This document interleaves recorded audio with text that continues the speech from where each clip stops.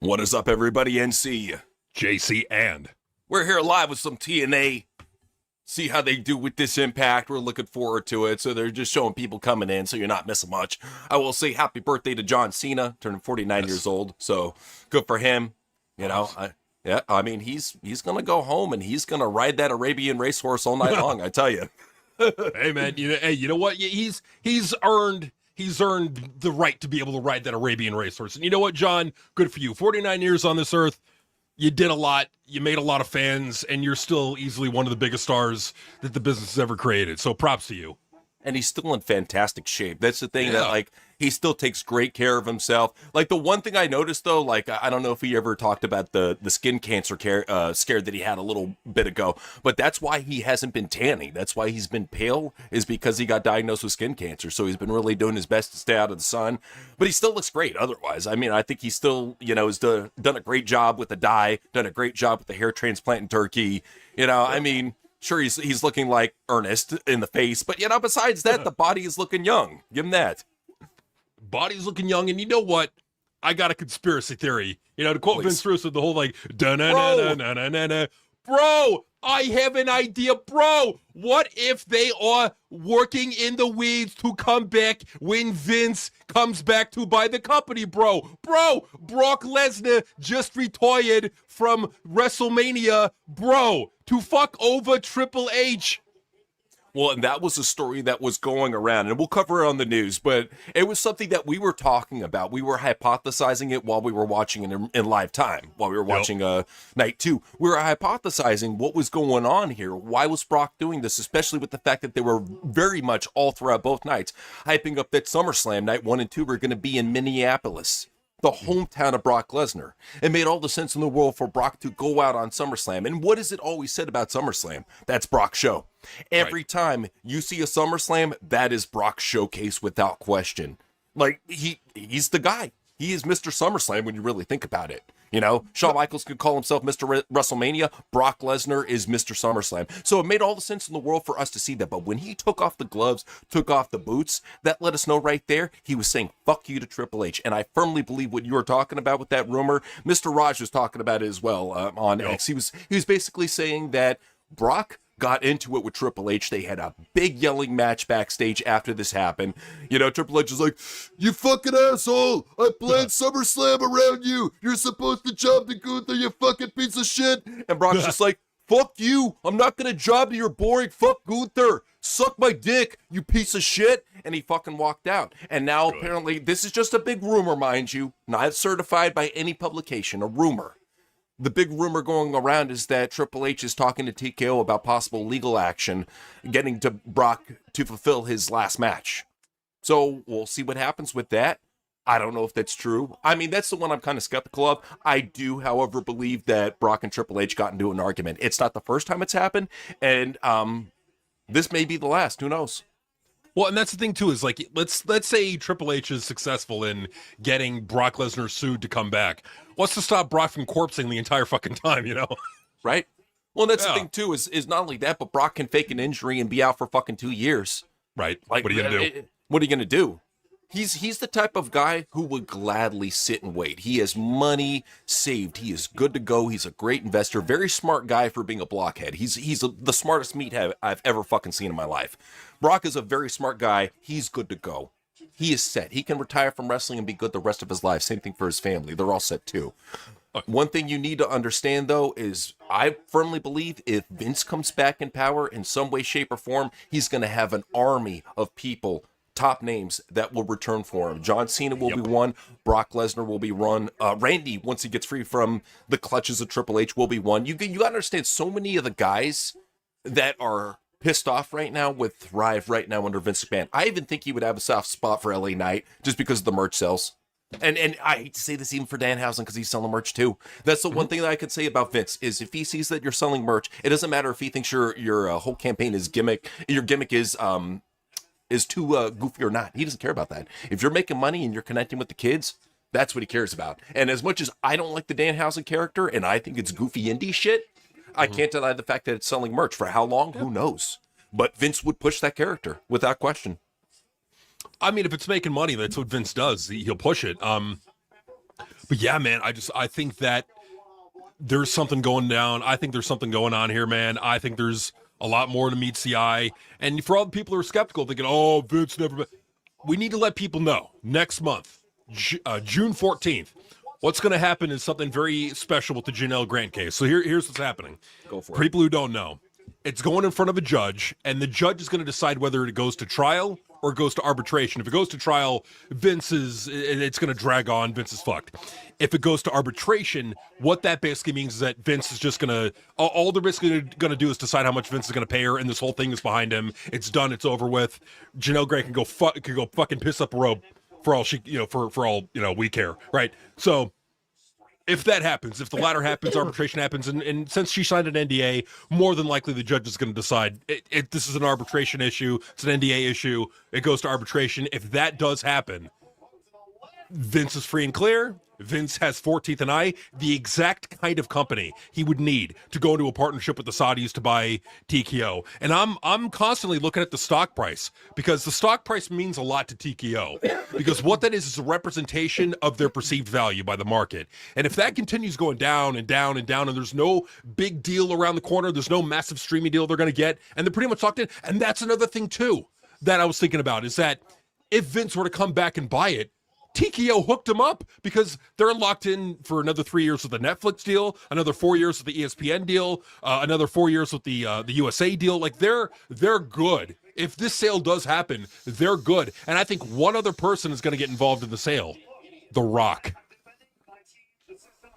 I think there's a lot of factors to consider. I mean, recently in the interview with Ariel Helwani, Ric Flair was mentioning that he feels that Tony Khan could be a good contender to buy WWE if it does go up for sale. And keep in mind, too, he was a contender before, offering up almost $7 billion for WWE and what he felt was a fair market value. So if he has $7 billion, even of Shahid's money, to offer up for WWE, it would be very interesting to see Tony Khan and Vince McMahon battling over ownership for WWE. I think that would be a very interesting story to develop, and I would like to see it happen. And I agree. I think it'd be very, very interesting. But I think with the amount of money, because the Saudis are in a little bit of a pickle right now. So here's the situation. Like for the whole Middle East situation, Iran, the Strait of Hormuz, Saudi Arabia makes a lot of their money through selling oil through OPEC. That's how they make a lot of their money. And that's where a lot of their money is invested. They're trying to diversify. They have what's called a 2030 agenda for them, right? And their 2030 agenda is, we're going to diversify our investments. We're going to spread it out into different things. And what they've noticed is that they've had to shut down Live Golf. They're seeing that the Saudi originated like golf tournaments and like they're not really taking off like they really wanted it, and it's not really the vehicle they wanted. So what they're probably going to end up doing is start buying American assets that are available. WWE could be one of them very easily, and they have the money to partner with Vince to buy it. And they would partner with Vince because they need somebody that knows how to run the day-to-day of WWE. Now, I doubt they would be honest with the question, but I would love it if somebody fielded the question to Ari, Mark, or Nick, any one of those, about if WWE would be up for sale or if TKO would consider selling the WWE asset. That's one thing I would love to hear directly from the company itself, if they would sell to a high bidder. That I would love to hear that confirmation, because everything that I've seen thus far, they seem to be very happy with the company, and they seem to be very happy with the fact that WWE is making money. Now, do I think that they would give up an asset right now that is making them more money than UFC is, especially the fact that UFC is doing a deal with the fucking White House? I think they won't give that up just yet. No, I still think as long as there's money with WWE, and especially the fact it's making more money than UFC, I think they're going to keep it around. I think what you're going to see going forward is, I think you're going to see incremental changes to creative like you've seen thus far, but it's going to get eventually to the point where the head man himself, Triple H, gets ousted and gets replaced with somebody else as a trial. And then if that doesn't work, then I don't know. It all depends on the value of the company. And as long as they're making more than the other asset, UFC, I don't think they're going to sell them off just yet. I think they're going to milk this probably to the end of 2027. You're going to have to really wait till that stock value drops and popularity really drops for WWE to the point where it's unsalvageable. And when that comes, that's when they'll bring in Vince McMahon. When desperation comes, that's when they'll bring in Tony Khan. That's what it all comes down to. As long as they're making money, they're not going to sell. But you know what's funny about all this too? Like, if you step back and you look at the whole like bird's eye view of the situation, it's like going into this whole thing in 2023. The fans, majority of them hated Vince McMahon. They wanted him gone. They wanted Triple H to run everything. I mean, even we were optimistic about TKO. And then what's happened is that the fans have turned on TKO, and we all know that Vince thinks about these things long term.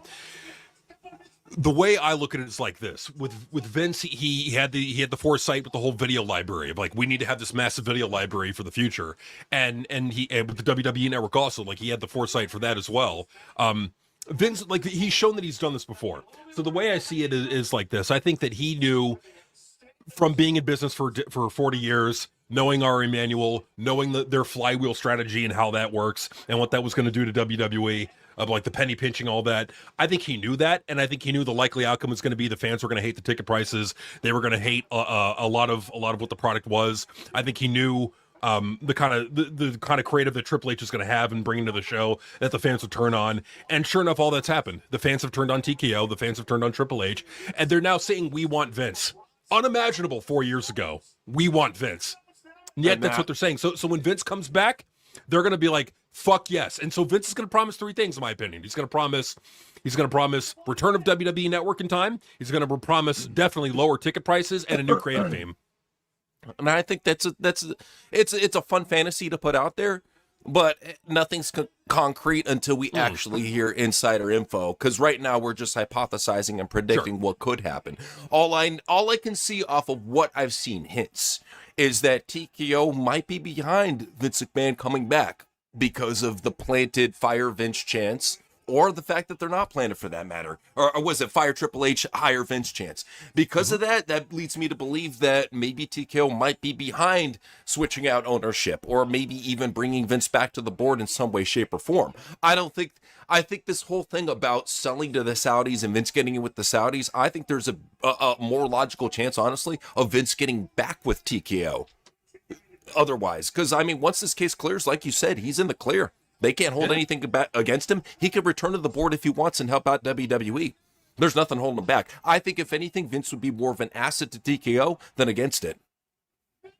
Yeah, I think so too. And I think it's possible. I'm me personally, I'm just getting the feeling that this whole thing is being primed for a sale only because, like, the one thing to me that there are 2 things to me that stand out that make me think it's likely are the fact that 14th and I is a thing, like, that exists, and that's exactly what Vince will need to buy from TKO. And then the other thing would be just the fact that there's no major deals around the corner, and that with no major deals around the corner, what's going to happen to the value of the stock? It's going to at best plateau. More than likely, it's going to go down. Like, it's down over 11% year to date. It's down about 7% in the past 3 months. So, you know, I have to see what's up with 14 and I before I make predictions about where they're going, about what assets they're buying. Because as far as I can see, it just looks like another WWE Studios. And the one feature that I've heard, the rumor going around, is that Vince is looking to bring back WBF and possibly XFL. We'll see about that. But I think, if anything, I want to see what direction 14 and I is going in before we make any sort of big predictions about Vince for sure wanting to do this. We haven't heard anything from Vince. We haven't heard anything from 14 and I. We haven't heard anything from Nick, Mark, or Ari about selling. So that would be the big thing for me. I could start hypothesizing on that angle. I think for me, a more logical hypothesis is Vince coming back to TKO and saving this ship by getting rid of Triple H. I could see him taking over creative, in that matter, working with TKO and possibly the Rock and Brian Wirtz, than outside interference. I don't know. It could happen. It's a crazy world. Crazier things have happened. And let's not forget, too, not too long ago, wasn't Saudi looking to buy WWE? They were very close. Very, very close. So I don't know if it's going to be with Vince and Saudi. It could be some other market. It could even be Tony. Who knows? There's so many different buyers right now that are looking at WWE and Triple H's failure as an opportunity to succeed. So whoever takes advantage of that opportunity and does the best for it, good for you. That's all I'm at. I just want to see who the contenders are, and I want to know if it's even for sale. If I hear any sort of rumors on that, because I'm on the pipeline, dude. I hear the shit on X. I see the shit on X. Sure. If I see any sort of rumors about that, we can definitely discuss it. I don't want to predict where Vince is going until I see where he's going after the court case. I think that you're absolutely right when you said that's going to be the clear-cut indicator of where shit's going. And I can guarantee you, this is how I feel. I'm sure you feel the same way. It's going to arbitration. This bitch is good. I am unbelievably fucking tired of talking about Janelle Grant. I cannot wait to stop talking about her. I cannot wait. I cannot wait to actually put Vince in a positive light and not, portray him as some pervert. Who cares? Yeah. Well, Guy I- does dude, what I'm at the the- po- I- well, I- he I- does what he does what he wants behind closed doors. You know, Yeah. if he wants to be a poop loving bisexual, that's him. I don't care. You deliver great wrestling. That's all I fucking care about, man. That's all that matters. And if he still has that fire, and I don't know, man. You hear conflicting reports about him helping out at 42 when he was already out of the company. So you're like, maybe he's working with Bruce Pritchard, you know, doing some secret Zoom calls. I don't, there's so much to hypothesize about, but we don't have concrete proof and to go off of, you know. I want that concrete proof when we start having some leaked texts, some leaked calls, some sort of shit where we know that something's brewing. I would love to break it open, be the first to break it open. Yeah. No, absolutely, man. I mean, it's fun to hypothesize. I mean, Totally. with Janelle Grant, dude, I'm at the top. Like, if we could get away with it, I would love to do a top 10 sucks in Janelle Grant and just rip her apart. You fucking money grubbing. Ugh. Yeah. Nah, her shark lawyer is definitely probably looking forward to that shit. Same thing with Ted DiBiase's junior lawyer. They're probably looking forward to any sort of videos that come after their client because they're looking for that cheap money right now. Allegedly. That's just the way it is, man. It's very frustrating having to deal with people like this that inject themselves into pro wrestling out of the shadows and then stay there and linger like a fucking butt wart and won't go away until fucking like years and years later. This is how so frustrating because even with the Ted DiBiase shit, fucking we were reporting that like 3 or 4 years ago. Oh, yeah. Yeah, so chapter Absolutely. 2 was saying Brock throws Zach Gowen down stairwell in NOLA. Awesome. When he did it on SmackDown, it was a great time. It looked awesome. It's something that I wish that they would bring back on TV, honestly. I really wish they would bring back something like that because it caught my attention. It was like, dude, this is dope. They need to do more of that. Yeah, do more of that shit. Like, it's, yeah, I mean, you got Brock. Well, actually, no, they don't anymore. I mean, he's gone now. But fuck, they could have done it. Totally. Well, and you know what? The funny thing is though a video was circulating WrestleMania weekend right before that last match, and a fan actually came up to Paul Heyman and almost predicted. He said, "Hey, Paul, is Brock going to be retiring?" And he's like, "No, trust me. Brock has so many years left. He's got at least a decade left yet." And lo and behold, saying, Yeah, because Paul said that. I think before yeah, he did. Brock did that. Mm-hmm. Ah, Yep. okay. So shit happens, man. Chapter 2 was saying Jeff Hardy chair headshot on early Brock is nuts. Oh, well, and that's the thing too, is like the wrestlers back in the day, that's how they got the receipts. Like that was a brutal chair shot, but a really brutal one that stuck out to me is like, I don't know if you ever saw that ECW show, it was the WWE, I think it was One Night Stand, but Stevie Richards, he caved in a fucking chair on JBL's head. It was a receipt for him blading Blue Meanie with the chair shot. So Stevie was like, yeah, I'm going to get you back. He fucking hit him like stone cold crack right on the fucking melon. So yeah, that's how it was back in the day. Is like, especially when chair shots were legal, that's how you got your receipt against a bigger guy. You especially, you know, he probably fucked up Matt. So he's like, I'm going to get revenge for my brother. Good for him. Crack. He did. Cracked right over his head. Yep. Chapter 2 was saying, I don't give a fuck. Ric Flair's still the man. In my opinion, let the man live. Woo! Well, and that's how I look at Ric Flair overall is, you know, he has a right to speak his opinion. He's a legend. And he was even like calling out Stevie Richards, speaking of the devil, and calling out Dutch Mantel. And he's like, who the fuck are these guys? He's like, Stevie Richards is as big as my pinky. He was talking shit about Ludwig Kaiser, saying his success in the industry will be as big as a gnat. Yeah, he was going off. Dude, he was going off. We'll show you on the news. He was going off on that Ariel Helwani interview. Good shit, man. And that's what I love about Rick, is he don't give a fuck. As he gets older, he's like Bret Hart. He's just honest. And I love that out of wrestlers. I hate seeing that candy-coated bullshit that you saw for the longest time out of Mick Foley and Kurt Angle. I like seeing wrestlers just be real, be miserable, talk about all the fucked up shit in wrestling. I love it how Billy Gunn is now saying, you know, wrestling is just moves now. There's no story behind it. It's just fucking moves. Good. I like hearing that because like that's the kind of admission we need from wrestlers now that are in the business. These veterans, that's what we need to be hearing, man. Because for a long time they've been sucking that fucking indie cock.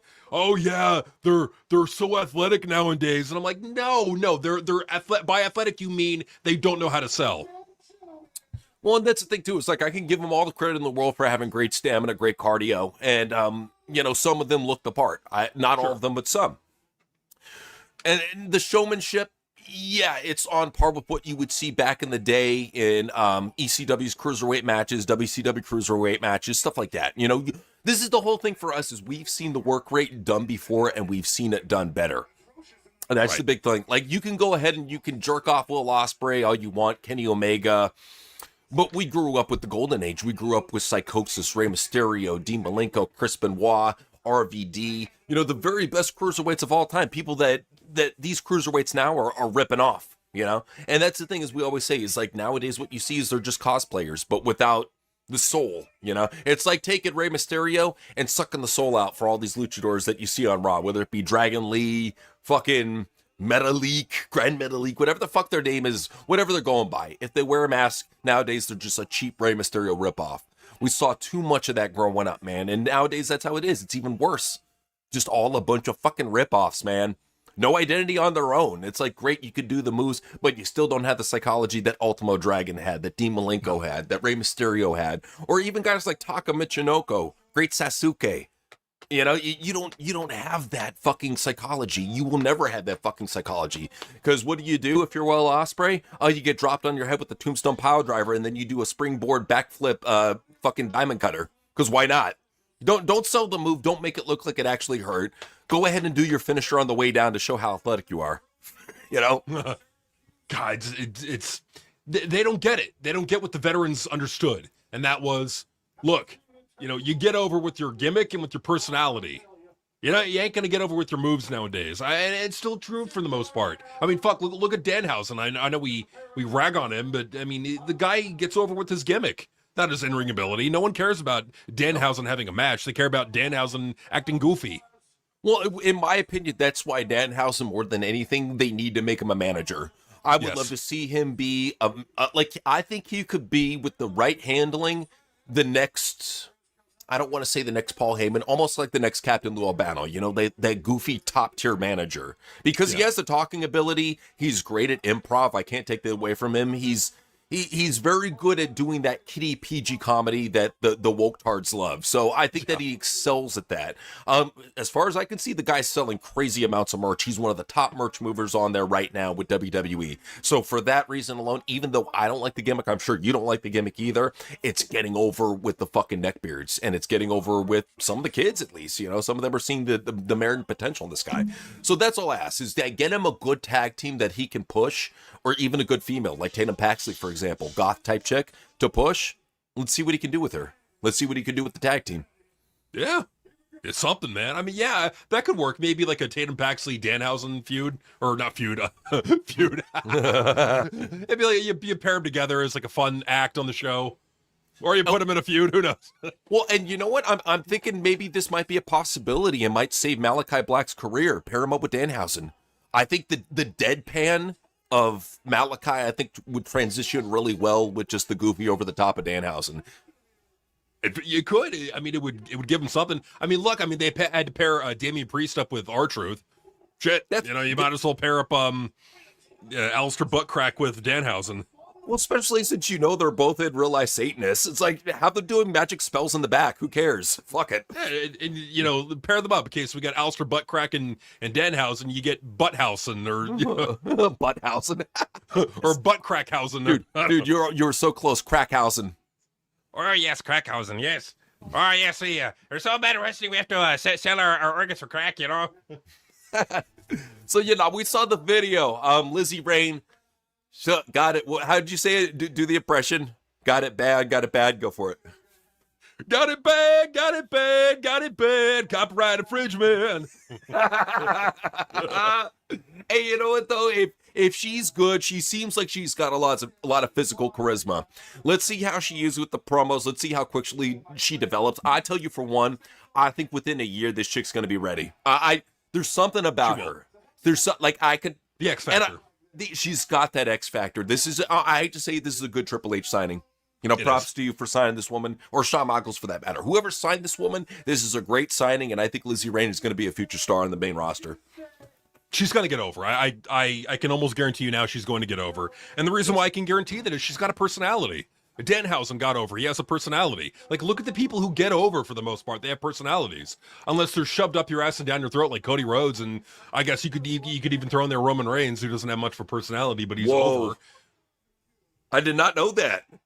Wow. Lizzie Rain is the niece of the late Iron Maiden drummer Clive Burr. So the gimmick fucking rocks, dude. That fits. Okay. Cool. It fits, but like, give her a song that doesn't sound like God for Teacher. Come on, it's Def Rebel. What do you expect? You know, if anything, I would say, dude, you want a better theme? Come to us. We'll get it done. We know methods. We're good with that shit. You could even have it copyright free. There you go. It's all yours. Yeah, for real, man. No, that's the first thing I got when I heard the opening guitar strum. It's like, I'm like, come on, man. You couldn't even cut that out. You couldn't divert away from it. You had to fucking rip it off like strum for strum. Come on, man. Strum for strum. Oh wow! I'm sorry to interrupt. I'm watching the draft I'm watching the NFL draft right now on my phone. All right. The Rams went for a quarterback. Wow. So the Matt Stafford experiment may be coming to an end. Or not experiment. The run may be coming to an end. Cool. All right. Wow. So they got EC3 cutting a promo here. Here's one thing about EC3 that I gotta say is this is his opportunity right now to get to the top of TNA. They need charismatic guys that look like superstars and can cut a promo. This guy is one of them, man. For sure, man. Yeah. I mean, EC3 is a good addition to TNA. Like, I don't see the downside of this. One of the best additions they've had in a long time. You know, let me see this much. The best addition they've had since Tessa Blanchard. Yeah. I mean, you have another main eventer in your company, so there you go. And that's the thing about EC3 is he still stays in great shape, you know? Like, he's one of those guys that never really let himself go. You know who's another guy who really got in great shape? He was kind of out of shape, but then he got in really great shape, is Chris Masters. Okay. I think they should try to bring Chris Masters into TNA. I mean, he could still cut a promo, still looks like a star. Might be one they could consider. Stop wasting your time in NWA, dude. What about Ryback Reeves? I don't think Ryback has wrestled a match in like fucking 8 years, bro. I think he is fucking just like basement Rusty. He is like 3 coats of fucking Rusty. There's not enough WD in the world to fucking outrust that motherfucker. You can hear his joints creaking. That's right. Seriously.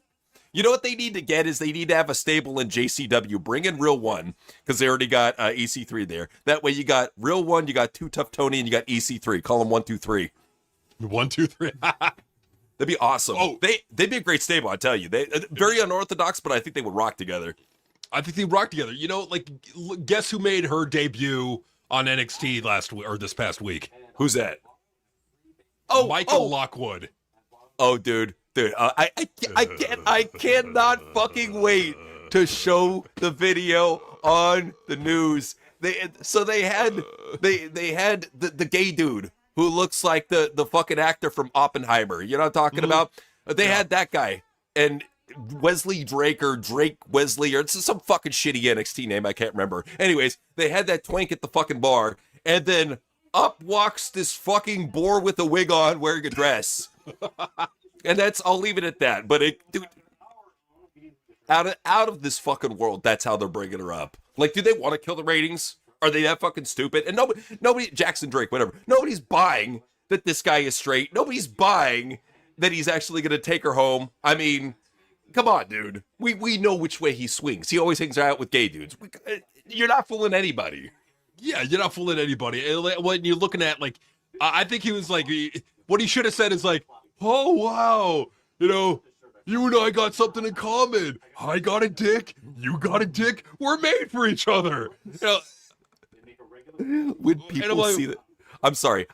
When people catch wind of this thing in a dress, what we said is very minimal. Once she gets called up to the main roster and people actually know who the fuck she is, the hatred will be insane. Like, unbelievable levels of hate. So, for people who don't know, Michael Lockwood is Bailey Humphries. Yes. It's funny, like when Vince does come back, I believe Vince is coming back, so I'm going to say it like it's going to happen. When Vince does come back, and he walks into the room, and he sees Bailey Humphries, he'll be like, look her down and go, Probably. No, for sure. One, that's the thing is, I'm not ruling out that Vince is coming back. I would never rule that out. What I'm ruling out is the possibility of him getting with Saudi. This is like, I think we both have good viewpoints on this, by the way. It's very much a possibility he could get with Saudi. My personal opinion, though, is I feel he's going to get back in TKO and try to save it within. But we'll see what happens. Either way, though, I think Vince has a good likelihood of coming back. So I'll leave it at that. For sure. Yeah, I think after June 14th, this whole thing is behind him. Fuck. Yeah, he's free and clear at that point. No more bullshit. And that's we're looking forward to that. We're going to mark that off on our calendars that fucking day. Like, June 14th. We will celebrate. We will celebrate when we hear the judge say arbitration. We're like, finally, he's free from that stupid whore and her fucking deathly fucking claws of death piece of shit. Claws of death. Claws of death. Look how much he tried to suck out of this poor man's life after he gave her everything. He gave her the fucking world. And that's the thing, too, that tells you that Linda and Vince are swingers, is the fact that she didn't break up with him. It's like Monica Lewinsky all over again. You gotta understand, these elite motherfuckers, all of them are swingers. All of them fucking be slanging dick, be slanging pussy. It don't fucking matter. Like that, but they don't fucking care, dude. It's just, they're weirdos, man. They're looking for thrills. They're bored, dude. You spend Weirdos. fucking, I guess, you spend like 14 hours in a corporate office. I guess you're gonna go want to like butt fuck a zebra or some shit. I don't know. Fuck. Yeah, butt fuck that zebra. Fuck. Oh, you bastard. Fucking Ravens. They taking fucking Vega Oana, you fucking bastards. Oh, good shit. for you. Good for you, Jesse Minter. But you know what? Okay, so it's Akeem Messador and then Chase Pasathis. That better be fucking. I swear to God, pick 22. Akeem Messador better be the fucking pick. See, I'm sorry, Vega. please go ahead. No, you're good. Vega fucked up. He should have came out with the mask and the claws, and people would have popped. Yeah. Come on, dude. Yeah, that's the way to fucking do it. And you say, you know what? Fuck the Ravens. I'm signing with the Chargers. And I'd be like, that's my guy. That's a Charger right there. But no, he fucked us over and went to the Ravens. Damn you, Minter. Damn you. Motherfucker. But it'll be okay. It's okay. Javon Film says, it's crazy how some people compliment Bailey Gandolfini's body, but not her face. People tend to forget that part. Well, what you have to understand, I've seen a lot of people say that Bailey is gorgeous. I've seen a lot of people say that she's beautiful, but I have seen a large majority of them talk about, her butt. That's immediate, and that's the thing that kind of frustrates me too, because she's got a really nice rack and nobody ever mentions it. It's like, and that's the thing too, is like Bailey, when she has enough makeup on, she can clean up pretty good. I'm not gonna hate on her at all. Like when she's wearing enough makeup and she's wearing the right dress, she can't clean up as good as her sister, but she gets really close. Dude. Her sister's a fucking smoke show for those that haven't seen. But no, like Bailey, the thing that I think is most attractive about Bailey to a lot of fans is the fact she's a nerd, dude. She was showing off her fucking little arcade that she had going on. This is the weird shit. She had fucking Crash Bandicoot playing out of a custom arcade stand-up that had her 2K26 face on it for whatever reason, and she was connected to it with a fucking Xbox 360 controller. I was like, what the fuck is going on here? Yeah, right. What the? They're showing the. I'm sorry, man. They're showing the Go for Vega. it. Like I'm just like, ooh, you fucking bastards, you bastards. The one guard that I really wanted, you fucking. Well, I mean, I'm Chase Pasathis I want to, but you bastards. Bastards. Fucking bastards. So did you hear about Trump declassifying weed? I didn't hear about him declassifying weed. Please tell the fine people. Well, yeah, it's just, so from what he said, he's going to declassify it, so it's not going to, if it's legal in your state, you're able to obtain it, basically. So that's good. I mean, I've always looked at something like weed as something that, if it helps people quit alcoholism and quit pills and, become more healthy, so be it. It's not as bad as it is made out to be. And I think that it's got various uses, especially for people that, want to get off a lot of these pharmaceuticals, especially for people battling cancer, Parkinson's, dementia. There's so many different, things we can be used for to help you out. And like I said before, rebuilds neurological pathways. It has a lot of good health benefits. And that's why, like, I've always hated that stigma that weed isn't healthy. No, weed is incredibly healthy for you. Now, with anything that you put in your body, I won't call it a drug because it's not, but with anything you put in your body, moderation. You just got to make sure that you don't smoke too fucking much, that you don't get shit done. I've always looked at it like, the best way is like, what is it? How was it? It was from a Quentin Tarantino movie. I think it had Samuel L. Jackson in it. And he said, you know what? I'm not going to smoke that shit right now. I'm going to get my shit done. I think it was in Jackie Brown. But yeah, he was like, you know what? Get your shit done. Get your shit done, then smoke when you're done. Chill for a night, pop on a movie, pop on a video game, whatever anime, whatever the fuck you chill with. Pop on some music and just smoke then. Get your shit done first, then smoke. Nah, for sure, man. Yeah, I just want to say to any Ravens fans out there, you know what? Hey, you got yourselves a good... Hey, I'm telling you, Jesse Minter's going to be a great coach. You're going to love him. He's gonna win for you. He's gonna give you a great defense. Vega, great fucking guard, a monster. I'm jealous, damn it. I'm jealous. You got the good ones. You got the good ones. For real. And I mean, just look at it this way, man. Hopefully Chargers get somebody good. I think I would really hold out. You never know, man. Man. Well, and that's the thing too. We need edge. Well, you got to look at it this way too, is that a lot of times too, some like really diamond in the rough rookies, they get shifted down to the very fucking end of the draft, and then they end up becoming some of the biggest superstars. So that's something I would also, yeah, exactly. And that's why I would really pay attention to all the rookies coming up, look at their college football career and look at their trajectory. Look how healthy they are. Look at their injury history. It's a lot of things that a lot of people in betting do, is that they'll immediately start paying attention to these guys coming up through high school, even pay attention to see where they go through college, and then pay attention to see who drafts them.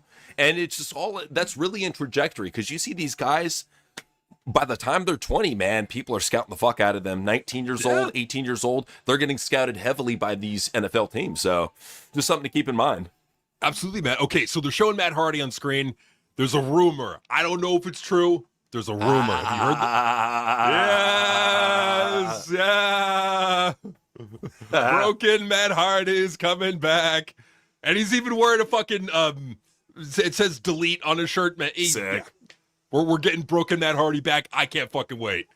I'm excited because you know what? That's something that we need to take the spot of that fucking stupid angle that they were doing with Abyss and the Decay. Yeah, like, sure. I was so done with that. If we're going to do cinematic, let the Hardys handle it. Because that's the one thing I can give the Hardys. Even after Jeremy Barash left, the match quality of these cinematic matches featuring the Hardys did not go away. Whether they were doing it over in AEW, doing it over in TNA, doing it over in WWE, it was still the same great stuff. You can't hate on it, And that's what I love, is that it made me realize how creative Matt Hardy is. And Jeff, for a lot of reasons. Like, these guys, they deserve to have their own spot, their own segment. They deserve to actually book part of TNA. They're industry veterans. Not a lot of people still get the pops that they do or understand like they do. Like Matt Hardy, I have a lot of respect for, coming out and talking about all the Mark shit that's going on when all these other industry veterans are still sucking the cock. Matt's one of the few that actually will come out and speak about the shit and be like, this doesn't draw, this doesn't work. And his power and position in TNA is good, because that means he can go up to Carlos and be like, hey man, we need to fix this and we need to fix that. And I feel like really it's Matt, Jeff, working with creative to help make it a better place. Maybe I'm just perceiving things, but it seems like TNA has had a better fixture ever since the Hardys came back. Yeah, it seems like they've had a better fixture going on there. I mean, I will be honest with this episode, starting it out a little slow. I mean, match. I mean, they did have that one segment with, I think it was fucking what's his name, Frankie Kazarian imitating him. That was entertaining. But yeah man, it's just I mean, from what we've seen from TNA episodes, they normally pick up in the second half. Yeah, no, that's fine. That's fine, and hopefully they do, man. Like, hopefully they do. But yeah, it's like, I think that the Hardy Boys, if they're really allowed that creative position, can do a lot for the company and really can bring a lot of eyeballs to it. Because I think a lot of people, they want to see that crazy shit. That's the one thing that's going to help them stand out from WWE too, is doing the cinematic stuff and making it kind of their signature, their footprint, Yeah, absolutely, man. I'm sorry, they're showing this commercial, this big titty Latina, and I'm like, damn. You know what? She can do her OnlyFans and use the certificate to cover her boobs, maybe. Well, part of it, at least. She's got a big rack, so. No, don't cover the boobs. Show the boobs. Come on. Fan service. Come on. It's too early for this. I can't do this. Daddy, come on, my wife. Yeah, the guy was like, "Hey, come on, your wife would probably be better than you on this segment." Like,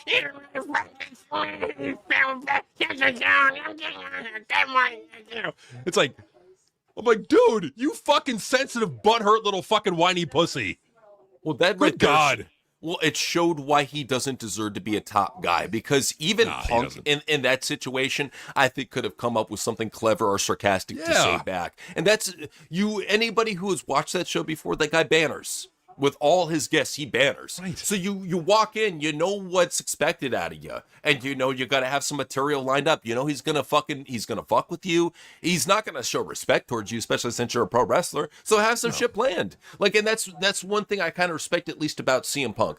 Like, I don't know, for those that remember his interview that he had back in the day with that Canadian guy who pissed off Vince McMahon very much. TSN, yeah. When he was on Off the Record with TSN, with Michael Landsberg, I believe it is. Yeah. When he was doing that interview, like, he even had, like Michael's like, oh, you're drinking coffee. That's a little rude to be doing on there. He's like, hey, it's early morning. I haven't had my coffee yet. Now, he had shit ready to go and called them out on his fakery, but he did it in such a way that it didn't ruin the broadcast. It made it a little uncomfortable, but to the point where it's still entertaining. You know what I'm saying? But, like, this fucking bitch ass, he doesn't sit through the whole fucking thing. He doesn't finish it. Doesn't even banner. Just walks the fuck off like a bitch. Well, I mean, like, I hate to say it because it's true. I think Becky would have done a better job. She would have had something witty to come back with. She would have at least played into the banter. Like, if you're gonna put anybody, well, not because the curse. Never mind. Never mind. If anything, she gets the show canceled. So there you go. There you go. Yeah. Fuck you, Good Morning Football. You're going off the air. You got the curse. And speaking of Seth Rollins, I'm not sure if you heard about it, but the rumor going around is that he hurt Braun Breaker at Raw. Go figure. So apparently he had an unsafe chair shot, and Braun was on the outside, possibly concussed. So yeah, we'll cover that on the news and go further in depth on it. But that's what's going around right now. Is that I want to say like twice now Seth has hurt this kid. I almost don't want them to feud now because of how fucking dangerous this reckless fuck is. Yeah, let him feud with Gunther. There you go. Yeah, fuck it. Let them hurt each other. Fuck it. Go out with a double injury. Yeah, just put him up against everybody we hate. Cody, Gunther, Diarrhea Cough. Put him up against fucking Danhausen, CM Punk. Boom. Okay, so here's a very interesting theory going on right now. The theory going on with Cody is that he has a broken orbital. There you go, orbital. Broken orbital bone. There you go. Sort of. He's got a broken bone in his fucking eye, okay? And because of that, what's going to happen is he might have to take some time off and vacate the title. So that's what's going on there. If that's the case, we can find out on SmackDown. We'll see. Yeah, we can see. And you know what? Like, take advantage of it. If he has to vacate the title, you know what? If you want to get fans interested, retire the title. Retire that fucking ugly big W WWE logo title. Retire that shit. Bring back the Winged Eagle. There you go. That's a good one. I for one think Noseman is gonna be like, all right, tournament. Damian Priest is the new champion. He's the guy. He can hold it down. What about Drew McIntyre? No. I mean, how many bangers did he have at TakeOver? There you go. You already had his time. Time. Yeah, you're gonna see Damian Priest with a world title run, and then what you're gonna see after that is a feud heading into SummerSlam or Survivor Series featuring Malachi Black. So we're gonna have, if he has his way, especially if the SmackDown title, Cody's out of the picture, we're gonna see Malachi Black and Damian Priest fucking feuding for a good 6 to 9 months. Oh, guaranteed. See, right now they're just having a match between Matt Hardy and this fat roly-poly fucking a white outfit. He looks like what's his name? Fucking Hauser guy from Cobra Kai. Sean Walter Hauser. Looks like him with Down syndrome. He, just big fat boring fuck. This match is dragging on. You know, I can see that he does look like Paul Walter Hauser. He's just a big fat fuck. Well, that's the whole thing about this stable. is they're not bad when it comes to the whole promos and whatnot, but I don't know. When it comes to the in-ring, I don't see the fucking appeal. I don't see why they're feuding with the Hardys. These guys are fucking low tier. I'm sorry. Yeah, these are not who I'd be pairing with the Hardys at all. They suck. I'm sorry. They've tried. They've tried. There's nothing there. Well, why at don't all. they if anything, you have so many different other tag teams. You could do the Order 6. You could do fucking the Nemeth Brothers. There's so many other Why did they have a hyper focus on like these two fucks? These motherfuckers, I'm sorry, the Ring of Honor wrestlers. Nothing more, nothing less. It's pretty much it, man. They're just the Ring of Honor wrestlers. That's all there is to it, man. Yeah. All right, the Lions pick us in. Who are they going with? So the Jets just got Kenyon Sadiq. Great tight end. Athletic freak. Good one, man. It's a good one. All right, cool. Fuck. Morris was saying, would you be shocked if and when Cody vacates the title, he pulls an Eric Bischoff and hands the title to Gunther or Sami Zayn? I mean, it's not too far off. I mean, the whole thing is that I think Triple H will do this for a tournament because what it does is it eats up time on the road to SummerSlam. And I think that he would consider Cody vacating as a blessing because then he gets to put on a boring fucking 2 to 3 month long tournament that's going to eat up a lot of time and save him on storylines. So he's probably excited. Yeah, man. I mean, now me personally, do I think Cody's going to take time off? I don't know. Like, I think I don't know, man. I don't think he is. I think they're just gonna have him on TV cutting promos until he's safe enough to go in the ring. I don't know. If he does vacate it, they're probably gonna do some tournament, and they're probably gonna have, since it's on SmackDown. Who do you think is likely to win it on SmackDown? I think right now, they're really going to focus on Damian Priest and Malachi Black. Because all I know is Road Dogg and Triple H were super fucking high on them. They were calling them the Stone Cold and the Rock of the modern day. So I think that the plans haven't changed, and I still think that Triple H is going to do all he can, especially on SmackDown, to get over his dudes. So I think those guys are definitely looking at solid pushes. Have you heard what's going on with Sami Zayn? What's going on with him? Okay, so did you, I don't know if you heard about Sami Zayn doing a set over on the Kill Tony show. Did you hear about that, the Kill Tony special? Well, yeah, I heard that he did a set on there. I didn't hear what happened in his segment. So basically, he did a mockery of, like, Joe Rogan style, is what he said. He's like, I learned a lot, Tony, from the Joe Rogan podcast. He was like, what's up, you woke snowflakes, you cucks? I've come here to insult you retards, blah, blah, blah, blah, blah. And, the woke fans online are all pissed off about it. And then the rumor going around is that comedy performance is what led to him losing the title. I don't know if I believe that. I just think it's Trick's time. He was fucking over like a motherfucker. TKO pulled the trigger. But it's just very interesting, I could see what Sammy was going for, because Sammy, he said, I've always wanted to do stand-up. But unfortunately, like, that scene was so bad it got cut from the Netflix special. So it was only online. So we'll show you on the news what exactly he said and everything about it. But yeah, it pissed off some of the fan base, So I don't think he threw his career away. I think a lot of fans are going to forget about this. But it may have been one of the reasons why I lost the title. I'm just saying. Could be, man. It could be one of the reasons why. But with Sammy, I mean, like, what else is he going to do? What else are they going to do with Sami Zayn? So, I mean, the way I look at it is like, you take the title off him. Well, to me, I think that's the right move because him holding on to the title is just, it's a waste. Where the fuck is KO? Yeah, I don't know, man. I know he's injured, but that's the thing. Is like, you figure if anything's going to really reinvigorate Sami Zayn's career right now, I would say just pair him back up with KO and let him do fucking tag team antics. Pair him up in the tag team division. They need a good tag team right now. These guys have chemistry. Whenever they wrestle, I think that's one of the good things I could say about KO and Sami Zayn is they're since they're friends and they know each other, they have amazing chemistry together in the ring. So I think just put them in the tag division, have them dominate it. SmackDown needs some good tags. Right now, they got a bunch of fucking cruiserweight jobber flip-flop losers. Let's put somebody that actually, two people that can actually cut a promo and have charisma. Yeah, man. Yeah, absolutely. Something. Yeah. So now they're beating down Matt Hardy. Jeff Hardy's coming out, finally.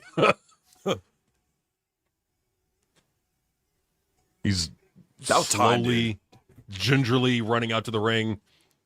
Well, especially how fucking long this match took. Oh, I Like, know. is Jeff all Fenton out here? What's going on, man? Right? I'm gonna wrestle super slow. I'm gonna throw a shit of fist your way, and you're not gonna catch it. Then I'm gonna do a twist of fate that I don't even grab your neck for. Then I'm gonna sloppily rip off my shirt like Mike Tyson, high off ecstasy. Then I'm gonna climb the top rope. I'm gonna do a swanton, and fucking completely miss it. And they're He- laughing. He landed the back of his head. Good for him. Something landed. At least nothing was damaged, so yeah, there you go. Right.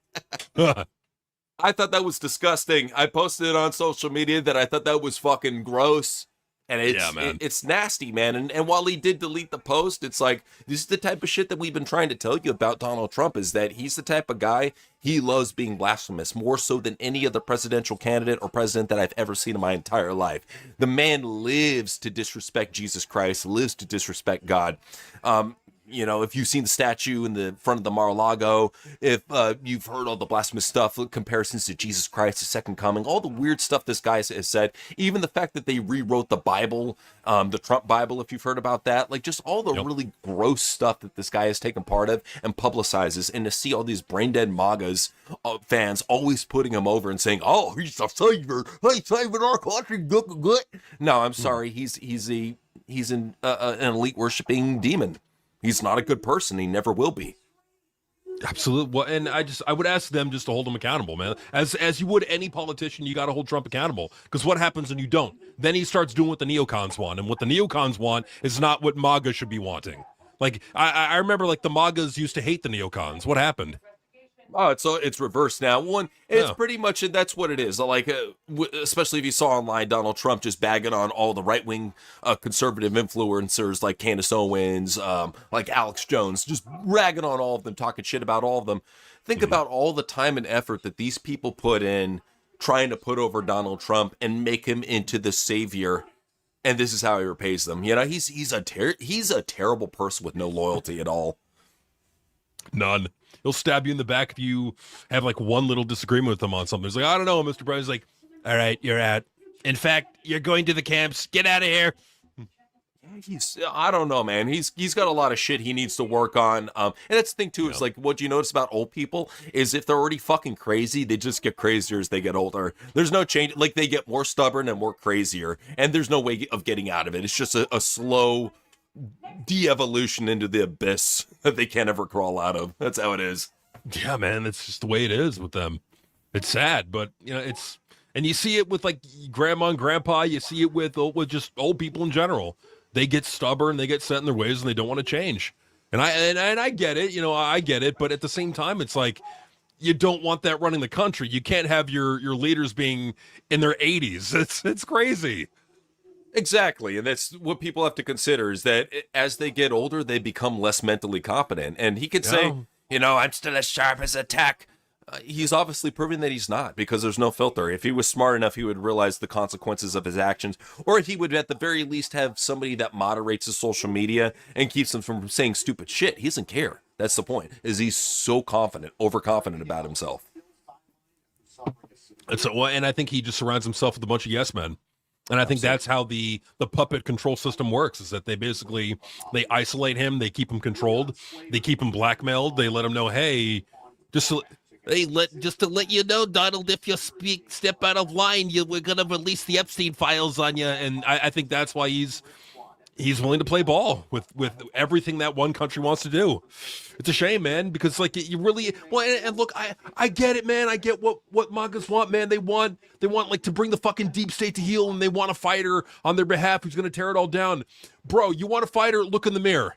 You are the fighter that you're looking for. And what we need to do is we need to be focusing on local politics, the local level.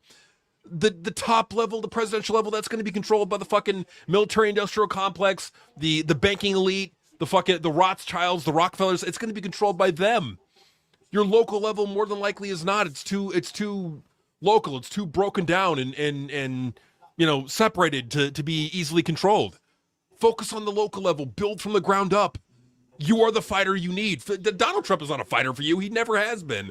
He was a fighter for the people that he fucking owed a favor to. You are the fighter you need. Don't worry, Mr. Little Hat. I will do all I can to kiss the wall of Israel. And don't worry, I fired that Patsy Pam Bondi. We can blame it all on her. It's not on me and my incompetence. It's all on Pam Bondi. Just blame her. And they are.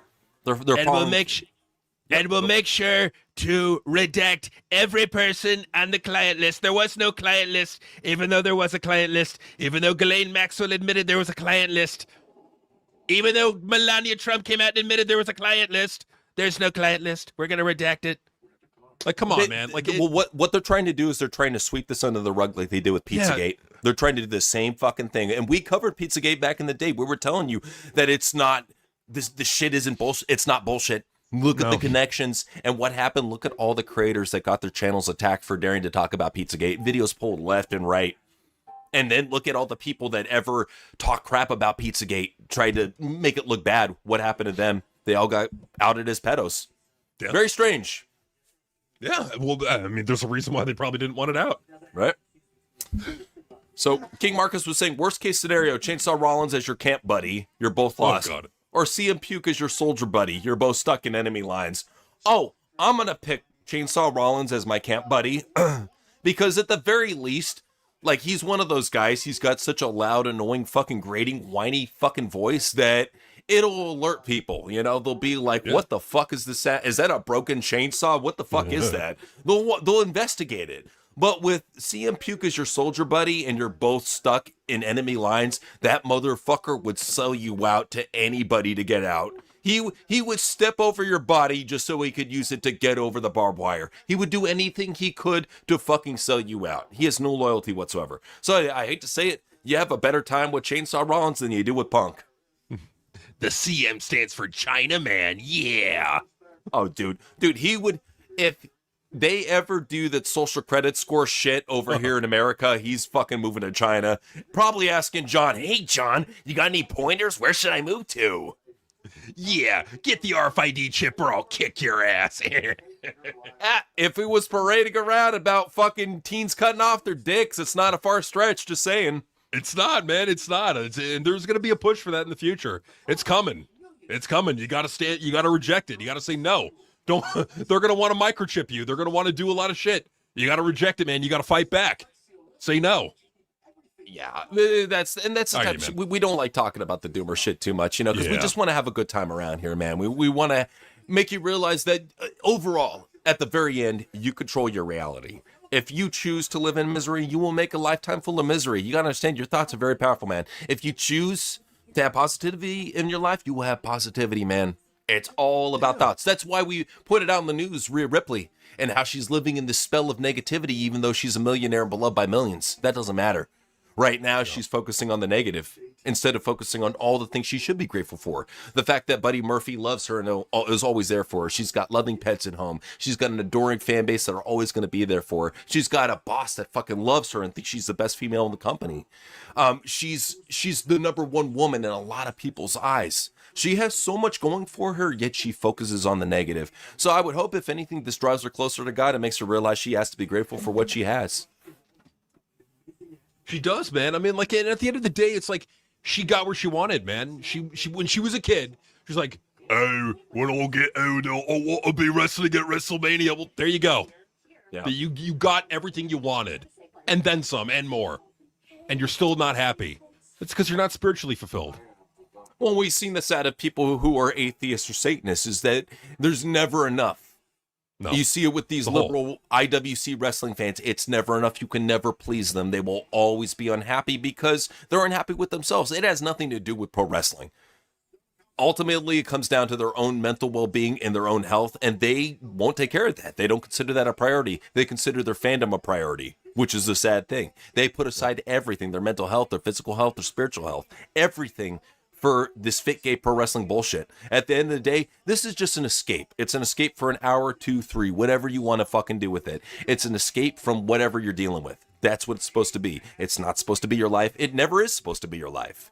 Even for a pro wrestler, this is your escape. You go out there, you escape the world by getting that adrenaline rush and fucking having a good contest with your fellow competitor. Honestly, you know, for her and for a lot of these wrestlers out there, just get off social media. The best thing that they could do for their mental health, just get off X entirely. they don't understand how bad it is for a lot of people, because the whole thing about X, and I've told a couple people this, is that you have to really just post your shit and walk away. You can't hang around, because it's one of those things where you'll see the negativity come in, you'll see the trolls come in, and you just don't respond with them, because they will come up with whatever bullshit response to make them feel like they won, and then they'll just block you. I've seen it done a billion times. Oh, yeah. I just regularly Just had it happen to me. yeah, man, I just regularly will go on X and I see people that I don't remember interacting with at all that have blocked me. I'm like, who the fuck is this guy? Wrestlers that I've never interacted with that have blocked me. Promoters. It's like, what the fuck is going on here? You know, it's just one of those things where, like, I've always looked at it, if somebody's harassing you on X, don't be a bitch, just mute them. And then if it gets to the point that they're going overboard and DMing you, that's when you block them. Simple as that. When you're just blocking people over random disputes, it's dumb. It's fucking stupid. It's just a waste of time. It's a waste of energy. But I want to bring this up. So Dr. Brian Robinson was saying thoughts on D4VD case. LA is hell, man. So, yeah, for those that don't know, it's a child, whatchamacallit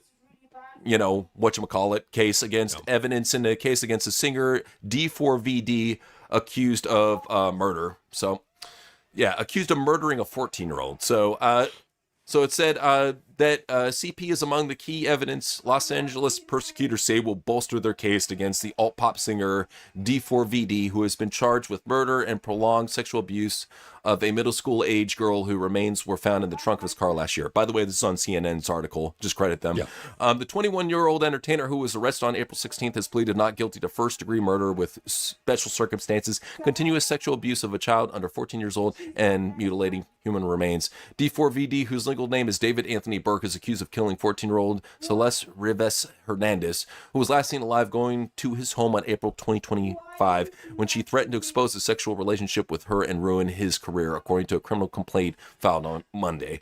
Celeste was killed by multiple penetrating wounds. I really hope that this guy gets the fucking case slammed against him. And I can tell you, for one, he's one of many. He's one of many. There's so many of these fuckers in all forms of entertainment, in all forms of school, politics, whatever, in any form of power. Just look at it that way. Bank, whatever. Any form of power. These motherfuckers, they love trading this shit. They trade it like baseball cards. They trade it like Pokemon cards. They look forward to this shit. It's so big of a problem, and there's a reason why, if you've ever wondered why To Catch a Predator was taken off the air. Do you know why it was taken off the air? No. Let me tell you why it was taken off the air. The reason why it was taken off the air is because they found out that the district attorney from New York City was talking to a 14-year-old. So what they did is they went over to his house because they realized that he didn't show up at the meetup spot. They went over to his house to go find out what happened, and he shot himself. Oh, wow. So that's the whole reason why they canceled. And not only that, but they found out that so many people in power, whether they be DAs, police, attorneys, they were coming up as people featured on this. So it was showing a lot of people in power were being busted by this popular show To Catch a Predator. And for anybody that follows any of the YouTube channels that are out there that carry on the tradition after that show got canceled, for anybody that follows those shows, the Predator shows, the catching shows and whatnot, a lot of these people, they have government jobs. You'll be crazy to find out how many of these fuckers have government jobs and are doing this controlled.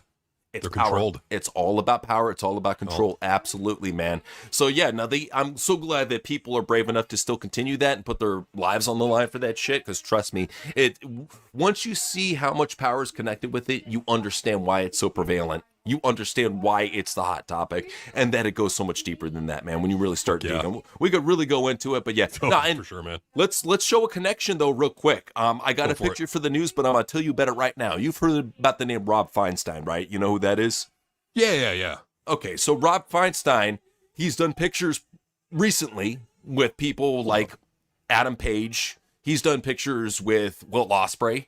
And just recently, he did a picture at WrestleMania with Nick Khan. Oh, shit. Now, for those that don't know who Rob Feinstein is the former owner of Ring of Honor. And Rob Feinstein was featured on a Predator show meeting up with a 14-year-old boy, or about to meet up with a 14-year-old boy. They had these chat logs and stuff. And that is what led to Ring of Honor really losing a lot of its popularity. Samoa Joe went on a rant about Rob Feinstein. A lot of their top stars leaving. The company really tanking to the point that it had to sell to Tony. You know, it was on life support after a lot of that shit went down. But Rob, yeah, that's what a lot of people saw, is they saw, hey, shit, this is what's going down. Him meeting with Nick Khan. I'm pretty sure Nick knows who the fuck he is. I'm just saying. Yeah, man. Yeah, I mean, it very well could be. You know, they could know some shit going on. I got distracted. They just showed Britt Baker at the fucking the draft party. So that's where she is. Not on TV. She had a fucking draft party. But yeah, man. So that's some fucking crazy shit. It all goes deep. It all goes fucking deep, man. And it like Ring of Honor.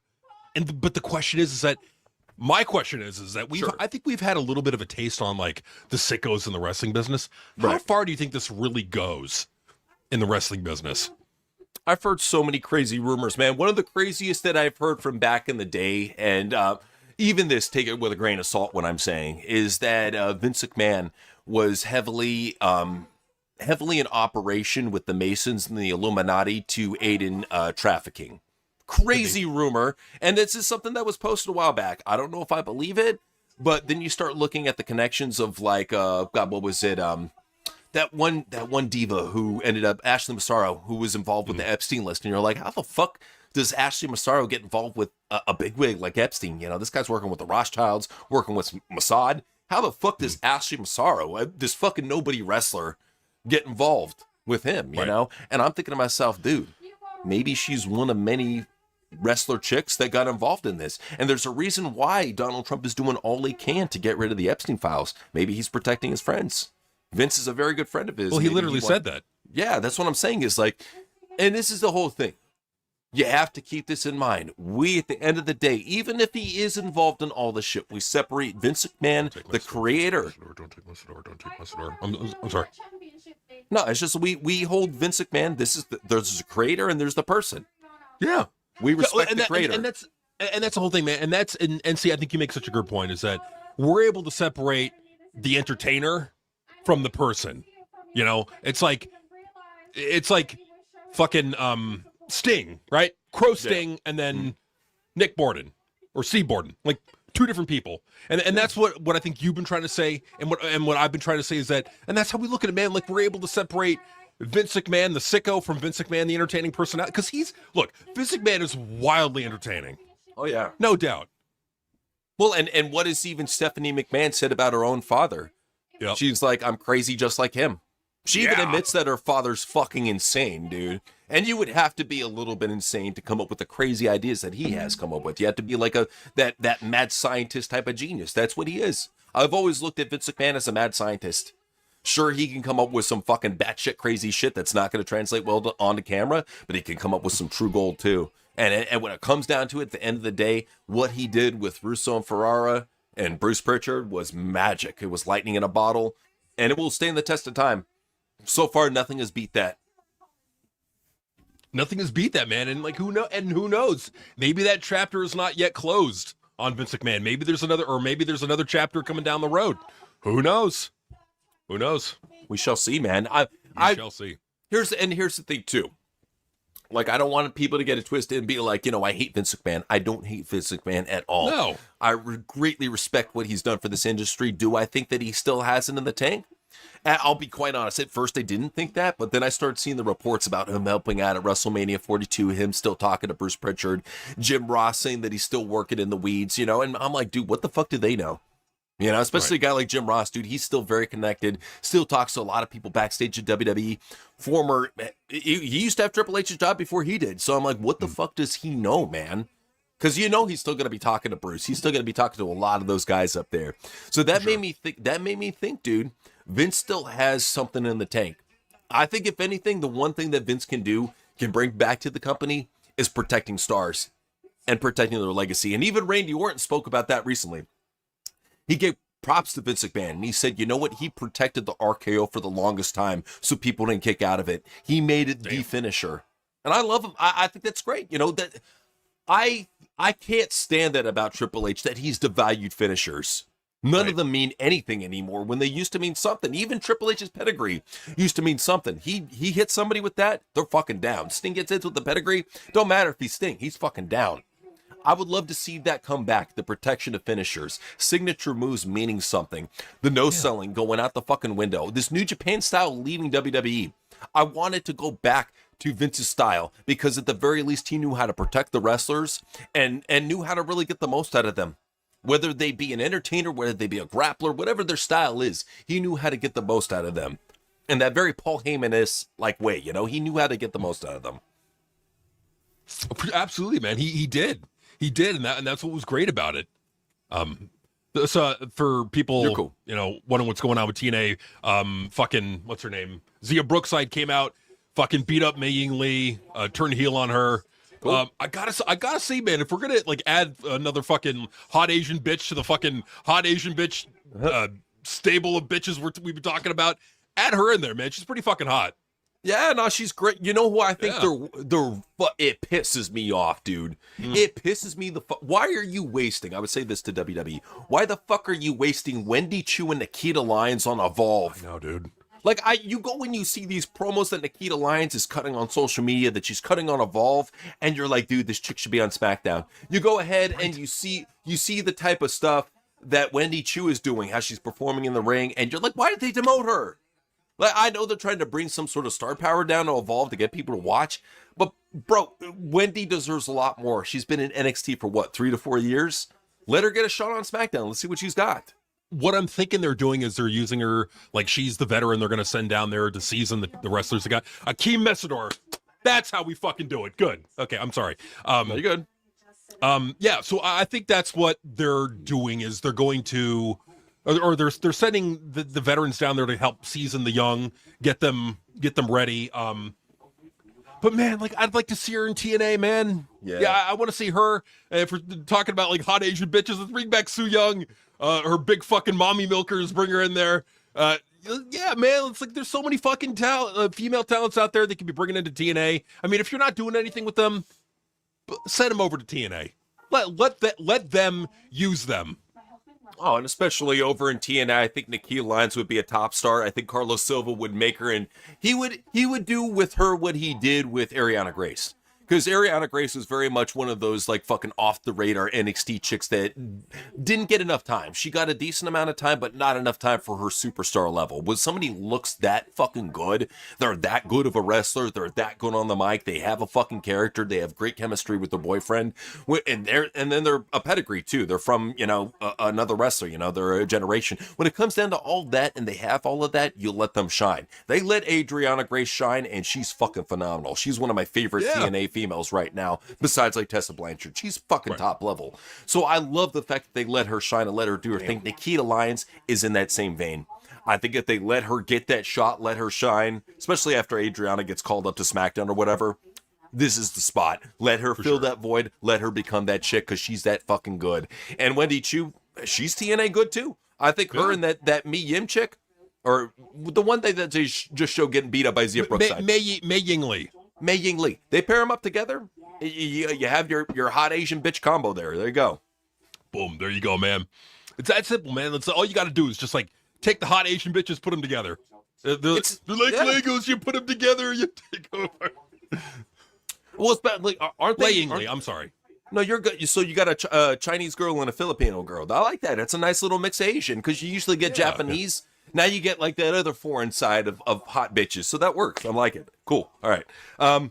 King Marcus said, mainstream people hate Trump for the wrong reasons. They should be hating him for the real evil reasons. And that's how I've always felt too, King Marcus. I even posted on social media.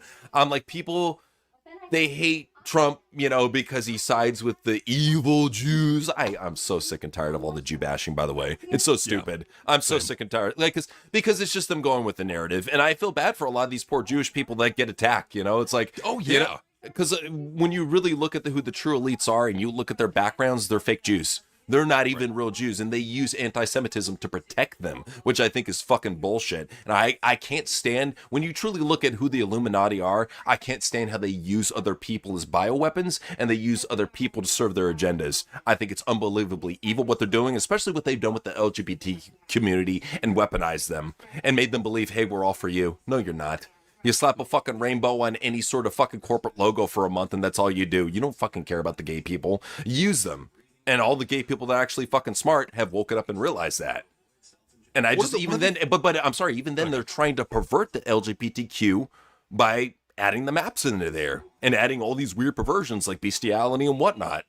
Wouldn't be surprised if they fucking add necrophilia into it. They're trying to add in all these weird perversions and fetishes into LGBTQ. Like, oh, accept me because I'm a fucking weirdo. Damn it. That's what it is. Oh man! As soon as you said that, I'm like, CM Punk's like, respect necrophobia or I'll kick your ass. Hashtag fuck a dead body or I'll break your face. That's what it is. Hashtag fuck a dead body. Oh shit! Yeah, just it's nothing wrong about it. You just dig them up and put them in a fucking warm tub for, a couple hours, get them nice and soft. Yeah. Put him in the microwave. Yeah. Oh my god. Jesus! I'm sorry. We the only way we know about this is the South Park sketch where they talk about doing that. They're like, you know what it sounds like, right? Give me that jar of mayonnaise. This is what it sounds like, fucking a dead body. Oh god! That's the only way we God. fucking know, bro. And maybe a couple Cannibal Corpse songs, but other than that, Cannibal Corpse. I will give Cannibal Corpse credit for one thing. I mean, What's up? They to seeing like people don't know. They think, oh, growling's easy. No, motherfucker, no, it ain't. No, dude. it ain't. Well, it's one of those things where you have to work on it for a long time to really get that guttural. And even then, there's some people that are otherworldly with it. Like one a good example of that is the singer from Cattle Decapitation. Yes. The vocal range that he has, because we grew up with this guy in San Diego. He was singing for the Locust for a little bit, and then he split off and he started doing Cattle Decap. And Cattle Decap have some of the craziest fucking live shows. This guy can do the high fucking shrill witch screams. He can do like that crispy, the crispy demon voice. Yeah, he could do the fucking